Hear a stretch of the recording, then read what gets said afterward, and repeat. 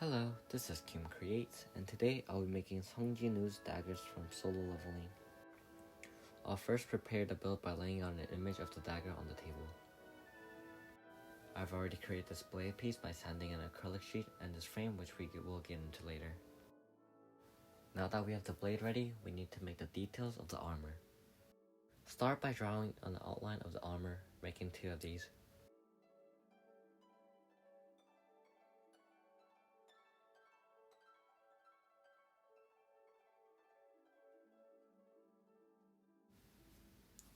Then attach these 2 pieces to bring them into the 3D world, making sure it fits the blade of the dagger. When you do this, it will magically fill up the remaining spaces and give you something like this. Next, I'll add additional filament on top to give some umami flavor to the overall look. Keep doing this until the structure satisfies you. Remember to keep checking if the piece fits the blade, because if it doesn't, it will become a real pain to deal with later.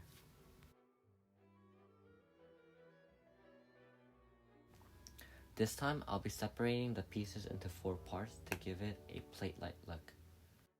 Then, just stack them together and add more filament to give it a better look. After a few hours of adding filament, thinking about what to eat later, the armor should be ready. Using a wood burning machine, soldering iron, a normal iron, or whatever you can use to melt the plastic, you can even use an oven. You can start melting the plastic so that it becomes smooth. Now that it's all smooth and silky, like my hair, we can start grinding it. Start grinding and sanding the piece so that it becomes more even and also creates a more defined shape if needed.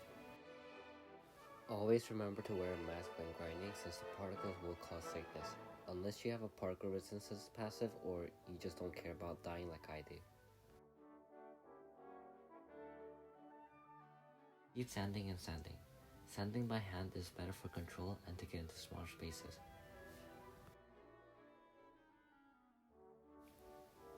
Same PSA, wear a mask. I use wet sanding at parts during this process, which helps with the dust, but still, wearing a mask is the safest option.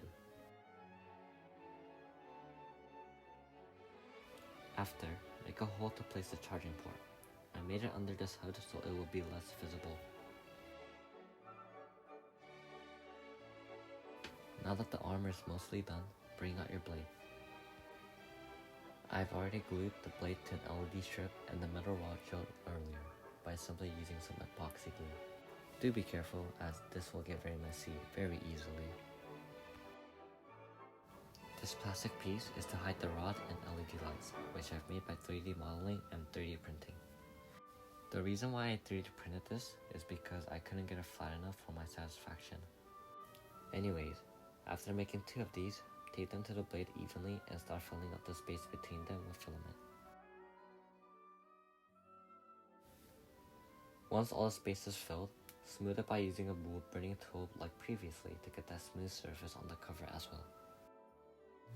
It was a bit hard trying to get a perfect smooth texture because when you fill up the space between the 2 3D prints, you can't quite reach the edges, but in the end, the melted plastics eventually got into those holes and got it smooth. Once again, we will grind up the surface to make it more even. Make sure not to grind too much at once, since if it melts, the texture and shape becomes weird and requires additional grinding. Here, I use some glazing and spot putty to make it even more even.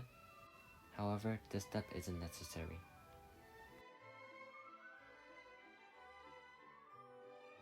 Once done, prime the cover and sand it one last time to get that smooth texture. I used a high-grade sandpaper in the thousands range to get the silky texture I desired.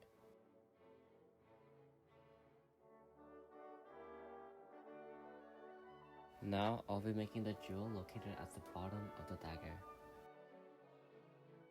This piece was made by gluing 2 acrylic panels together and outlining the jewel. Start grinding the jewel into the shape you desire. Remember to wear a mask as the dust is harmful. Make sure not to grind too much at once, since if it melts, the texture and shape becomes weird and requires additional grinding. Then move to the sanding machine to shave off more easily. I should have done this step first, but I forgot.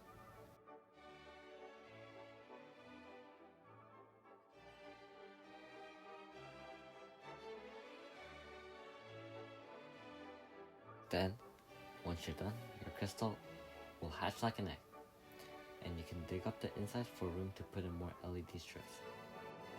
But then, why did you glue in the first place, you might ask?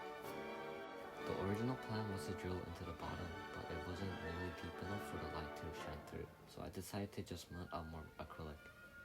Be warned, however, burning acrylic is the least healthy thing you can do, as the fumes do hurt your heads and eyes. I recommend just rolling it out.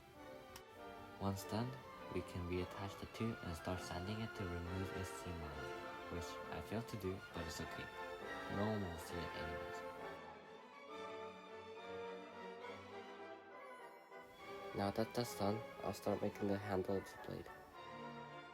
Start by sketching a basic curve, making sure it'll fit the electronics, as we will be putting those here.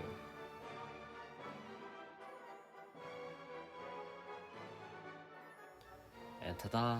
Everything is well organized and built compactly. Make sure all the LEDs are working. The LEDs at the bottom can become unsoldered easily, so make sure to handle it with care. Attach the jewel previously made to the bottom, surrounding it in filament to firmly hold it. And boom! The handle is nicely smoothed out and the charger is in place. Just getting the charger to stay so was held by itself, which is why I'm not putting it in here. Anyhow, start by taping the blade to the armor to hold it and pull out your golden blade cover. This is just a prime blade cover spray painted. Now super glue the cover to the end of the blade to secure it. Make sure not to spit up. Anyways, give it a good hard squeeze like my non-existent girlfriend would do, and it's almost not finished. We still have to fill up this entire thing with filament so that it will keep its shape. Just keep filling and filling, wondering why you spent thousands of hours on Instagram reels and League instead of finding a job or making your parents happy.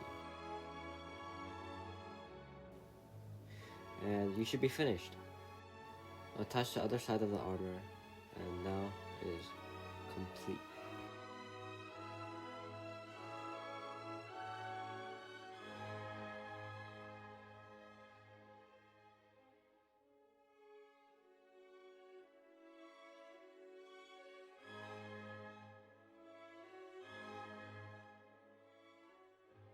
Jinget.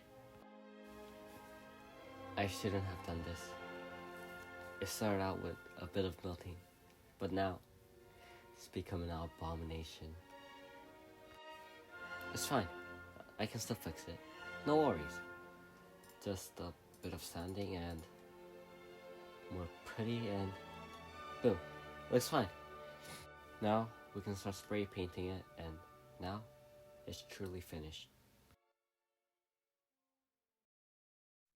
Here is a level 1 goblin, the weakest monster, and with just a slice of my blade,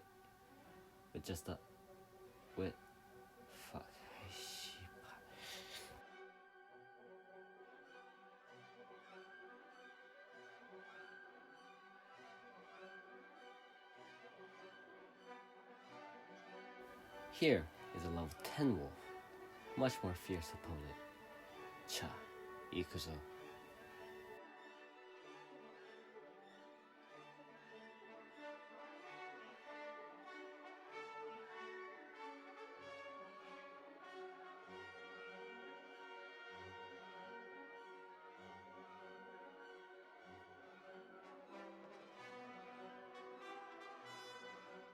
Just like that, we already leveled up to fight the ant wolf.